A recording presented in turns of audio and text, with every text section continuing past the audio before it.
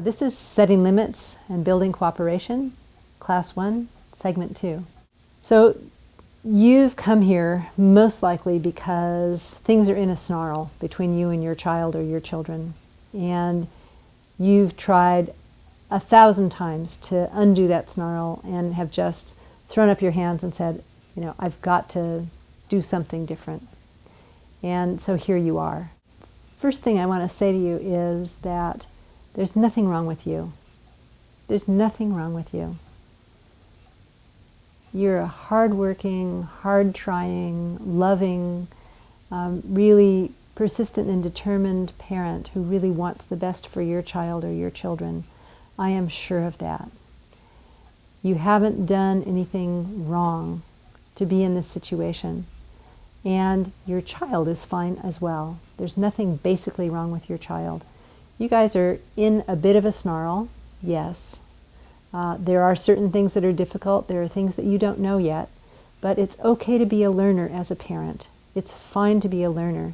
And really the very first stage of learning is identifying what you don't know. And you've done that, and you've come here to get some interesting ideas. And so all is well. You made a really good move to reach out. Your child is not defective. They're not manipulative. They're not bratty. They're not picky. They're not self-centered. They're not bad. They're not out to get you. None of those things are true about your child. Your child might be gunked up with feelings that stick out all over. Your child might be prickly with feelings. You might be pretty prickly with feelings too. But what's happened is that you haven't had tools that really work. So you've used one tool after the other, and none of them have been very effective. We'll talk a little bit more about all the things that people do try in Class 2, but suffice it to say that the things you've tried have not worked to your satisfaction. That's why you're here. And that doesn't mean you've done something wrong. I really want to get that across. You are fine. You just need a little bit better equipment. In a way, your child is like a Ferrari. Your child is high-powered. Your child is excellent. Your child is bright and shiny and new. Your child is ready to go. Your child can really go. There's a lot of power inside your child. There's tremendous potential. And your child has been going as well as he or she can ever since she was born. But at this point, if you're in the middle of a snarl with your child has stopped going very well. Your child might go well for an hour or two, and then all of a sudden things blow up. What's happened is that the Ferrari has run out of gas. It's not functioning well. There's nothing wrong with the motor. There's nothing wrong with the car. There's nothing wrong with its maker. There's nothing wrong with you. What's happened is that the fuel is gone. Children need a steady feed of connection. They need to feel connected. They need this connection to come in many times a day. And when they get enough of a connection feed, they do better and better. But as you bring connection, what happens is that your child has not only run out of gas, but their motor's kind of gotten gunked up by having run out of gas, but being, pushed in spite of it.